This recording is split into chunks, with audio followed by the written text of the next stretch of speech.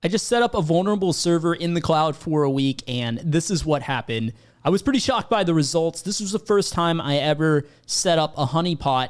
And if you're not familiar with what a honeypot is, essentially it is a server that intentionally appears to be vulnerable. And we can even take a look at what this appears to be from the outside. It looks like a bunch of open ports are just running. It looks like all the ports are open. And you can actually connect to these services like FTP via anonymous FTP. You can connect to SMB, SSH, all these things. So it's really enticing for attackers to try and attack your server. But there's one important detail that they don't know, and that is that all the actions that they take on your server, you're logging them. You're seeing what they're doing. It allows you to gather a lot of intel on what attackers are doing, what kind of exploits are they going for, what is their, even methodology in some cases. If you really drill down deeply into the logs, you see here, I am at the AWS console. I spun this up in AWS because if you're going to entice attackers to go after your server, you don't want to be hosting that on your home network. You want to protect yourself and your network from being attacked. So I put this out there on the cloud. I used the T2 large instance type. That way we can support the logging functionality and all the honeypots that we're running. We're running multiple honeypots. We're running like 10 plus honeypots. So we really needed a big enough instance type that could support that. But also we're logging all this data. So I had to make sure that I gave it enough space. I gave this 128 gigs. If we go here to the dashboard, we can see a really sleek dashboard. I am using the honeypot. So actually, if we go to GitHub and we say tpot, CE, GitHub, then we'll find the one that I'm using here. If you guys want to try this for yourselves, you could clone this repository. And the setup was very straightforward. And you can see even more information on here. Here's all of the different honeypots that you will get when you run this. So it will start up all these in their own Docker containers, which is pretty nice because they're in their own isolated environments.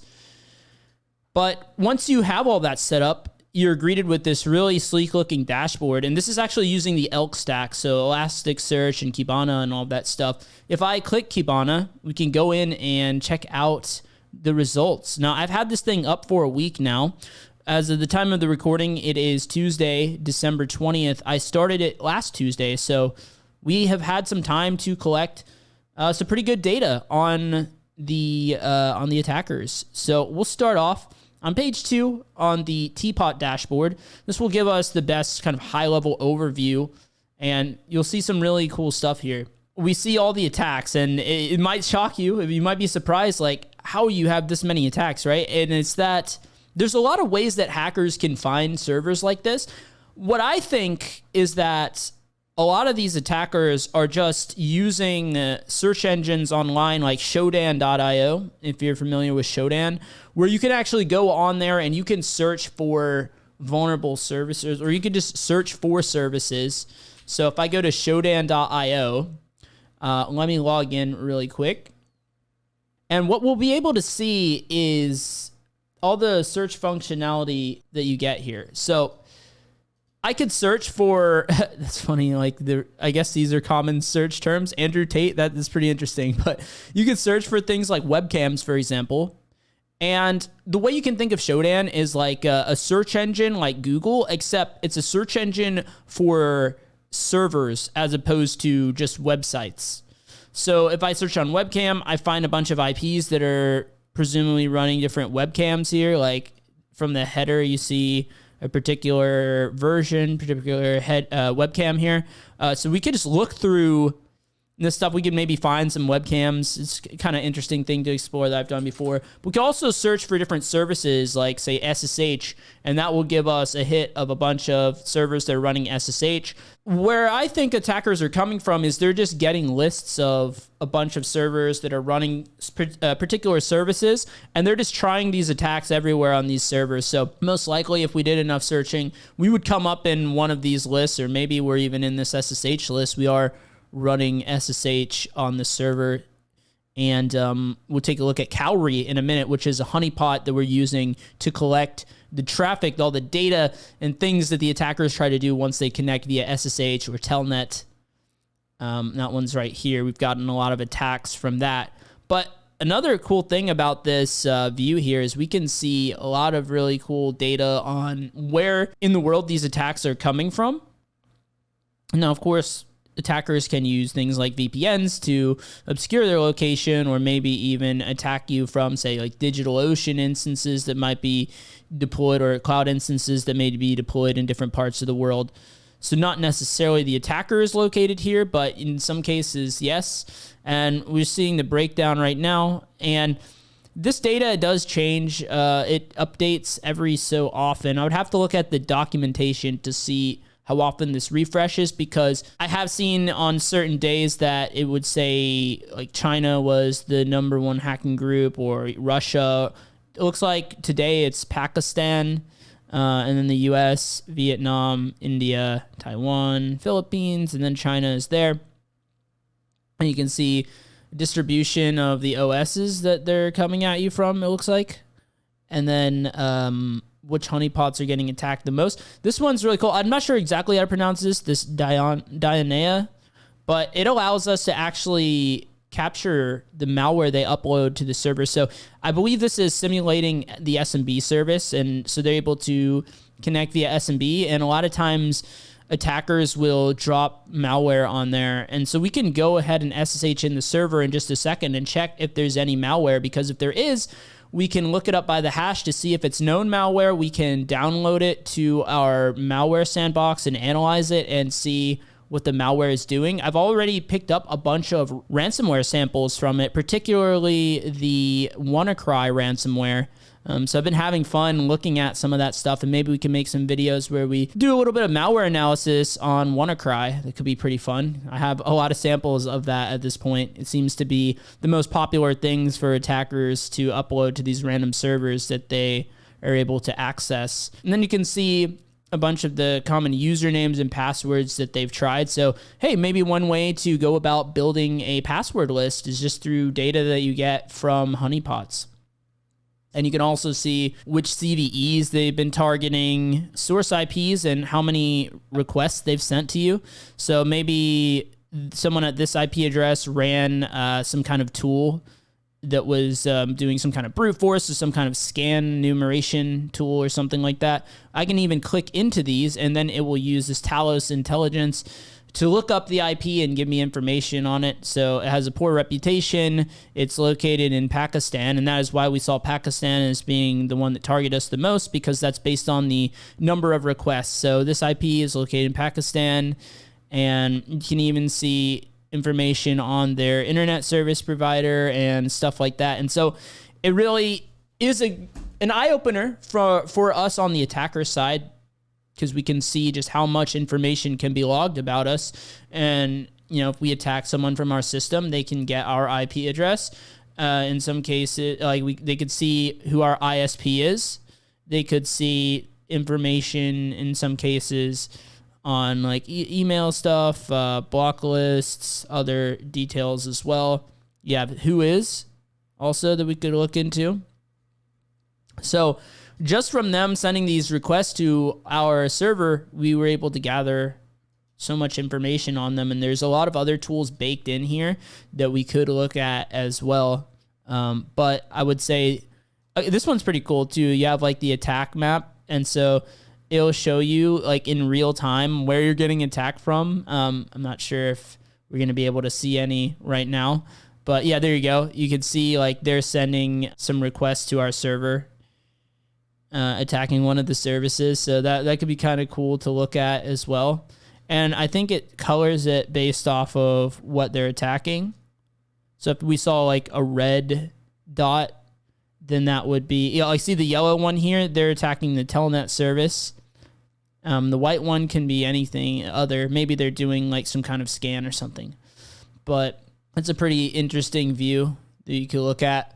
But let's just go to Cowrie, because that is the next, I would say, most interesting one to look into. And Cowrie is a honeypot that will log all of the activity they do once they connect via SSH or Telnet. So if I go into dashboards, I can go to Cowrie. And this is just going to give me the information on all the attacks on this honeypot specifically. And you see all of the, because before we're looking at the view that showed us the attacks on like all the honeypots. Now we're looking at specifically the Cowrie honeypot, and we can see that this is really coming from all over. A lot of attacks from the U.S. Northeast as well. And you can see breakdowns here. You can see what usernames and passwords they tried for SSH/Telnet. Obviously, root would be the number one. The larger the word is, the more frequently it was attempted. And it looks like the one that sent us the most requests was a DigitalOcean box. DigitalOcean is a cloud service provider, kind of like Linode or AWS or anything like that. All right, so what we see is the Cowrie top 10 input category. This is one of the most interesting categories that we have on this dashboard, because it will actually tell us the top 10 most commonly ran commands by the attackers. So once they connected to SSH or Telnet, these are the most common commands that they ran. So it can give you good insight to some of the things they're looking at, like cron jobs, my CPU information, seeing how many CPUs are on this server, which CPU, and some other commands here as well. Maybe trying to break out of that shell or running a system command. And yeah, you can drill down even more if we look into the logs and stuff like that. And that's pretty much where I want to go with this next. This is the what you get from the GUI graphical view. But if you want even more details, you have all the data being logged. So if I log into this box, this is my AWS server, so I can just run this command, pass it in my private key, and now I'm on the server. Now, as the documentation states, all of the data is being logged to, ls-la on the root file system. It's created this data folder. This is what the Teapot CE creates for you. And all the data is being captured here. So if we look in here, we can see different directories that correspond to all the different honeypots that we are running on this server. And so, for example, if I go into Cowrie, I have a number of folders in there as well. And so I have the log folder, which this is where it's logging all their commands. And it actually, each day, it creates a new log file. So I think a lot of the services work like this, and that's why I was seeing different results on different days. But you see, we've been logging this data since the 14th, and so we don't have one for today yet. It's going to get it at the end of the day, 23:59, and I'm not sure what the date time is on this. So yeah, it's going off a UTC time, it looks like. So at 23:59 UTC time, it will create another log file for us. But let's just go ahead and take a look at the previous one. Now, this is a massive file. So if I run wc-l on this file, there is over 21,000 lines. So if we want to just take a look at a little bit of this data, I'll just do a tail command. And this is in JSON. So I'll show you what happens if I just look at it like this. It's not the prettiest thing to read. So what I'm going to do is pipe it into JQ. And that is a utility that makes it easier to view JSON files. So I can say JQ,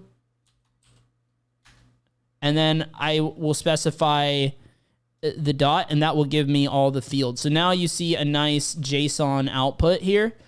And we can look at and see like what the different fields are. Maybe we are interested in, let's see here.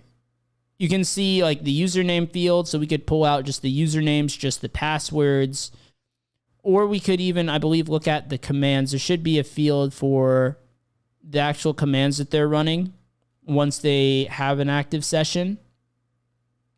But this allows us to see at a glance some of the different fields here. So if we wanted to pull out a specific field,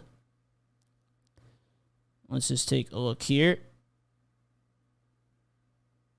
So just for starters here, to illustrate, if we want to pull out like what passwords they're using, let's see, is that embedded in another field? Let's see.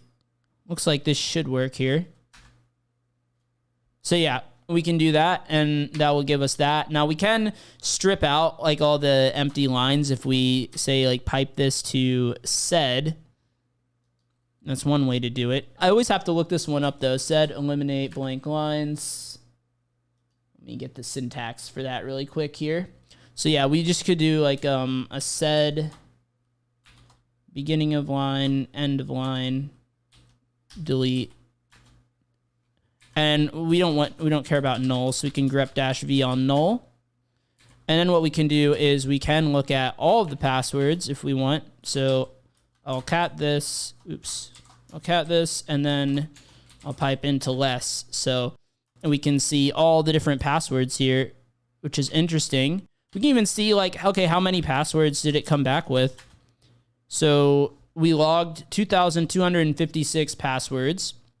And what if we just sort uniquely? Because how many of these are duplicates, right? So if I do a sort -u and then check the count, half of these passwords are duplicate. Let's try this. So we could do tax sort unique -c.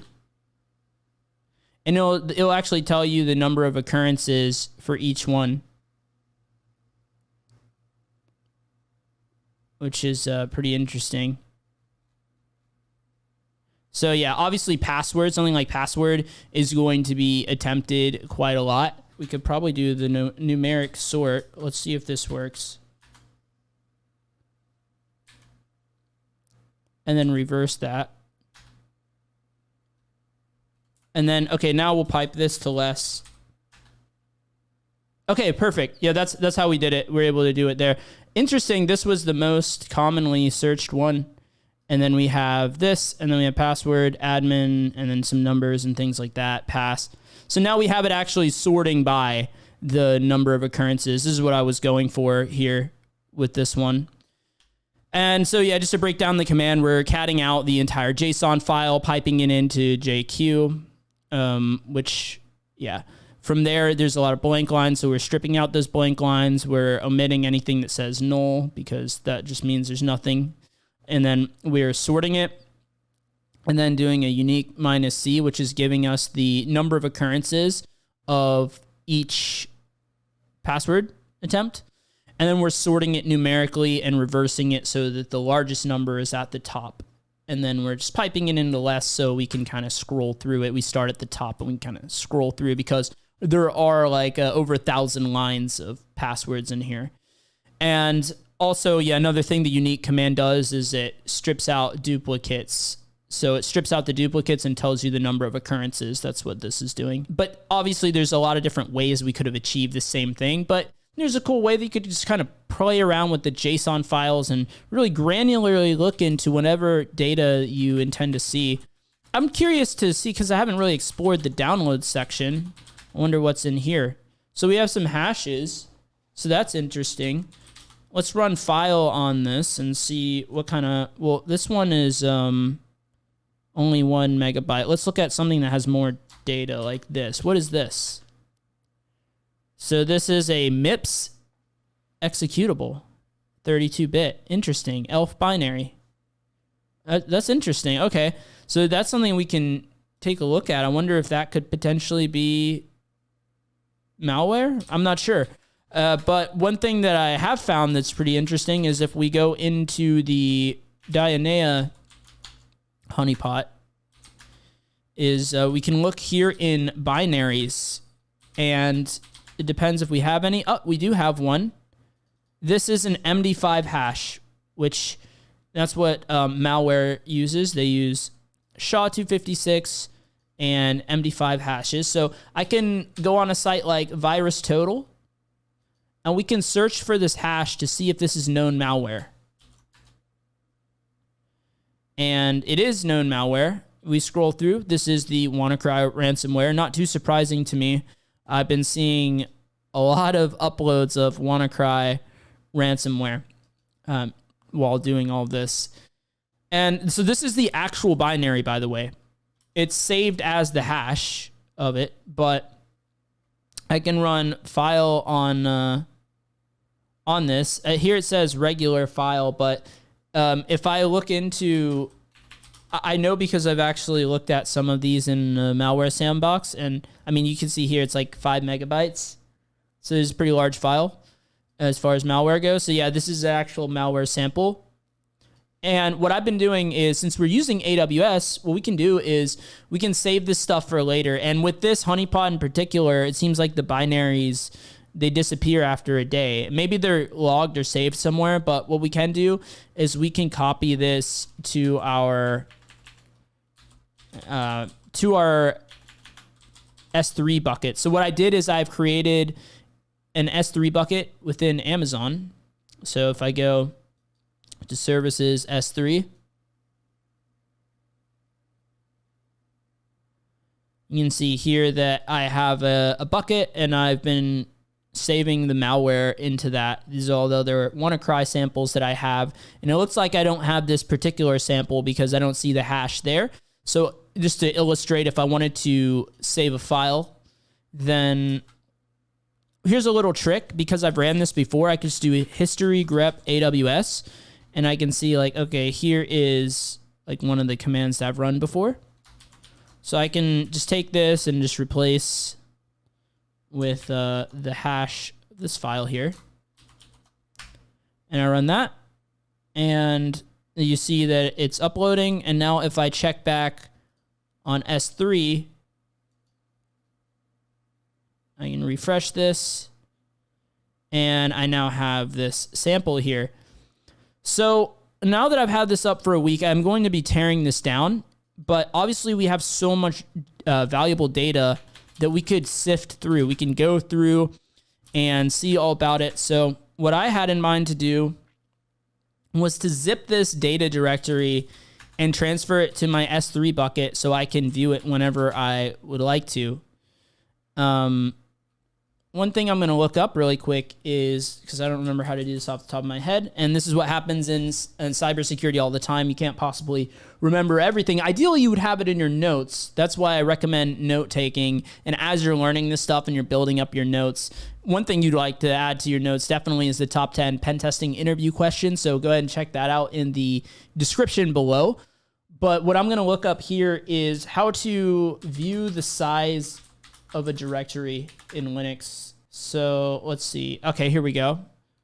So I can run sudo du sh data.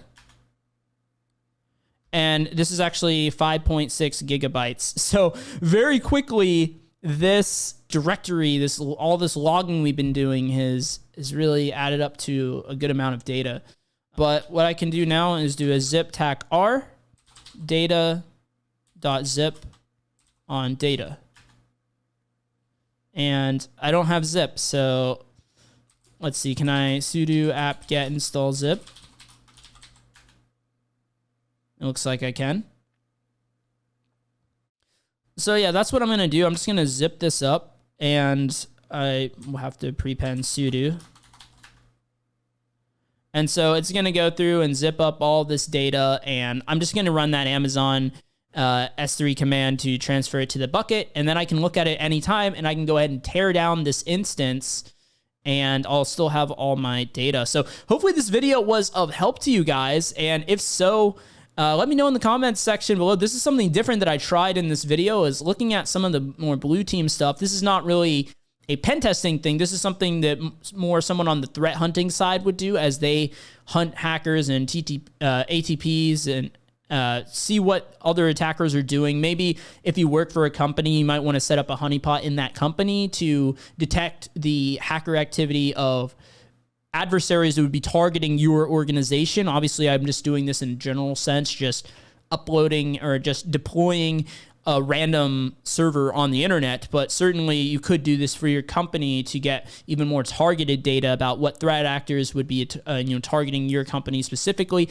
There's a lot of different use cases for this, but yeah, this is definitely more on the blue team and threat hunting side. But as you see, I mean, this is just something that I taught myself to do in a day. So you guys, I definitely encourage you to explore these different areas of cybersecurity. There's a lot of really cool stuff out there. Obviously, I'm biased towards pen testing and red teaming because it's what I do and it's what I love. But I got to be honest, some of this other stuff, some of the blue team and threat hunting stuff is really cool. Malware analysis as well. Some of the stuff is really awesome. So if you're enjoying this content, this is definitely something that I can do more of on this channel as well. Just let me know. And if you want to get into some more technical content, I have that on the screen for you right now. I'll see you guys right over in those videos, and thanks for watching.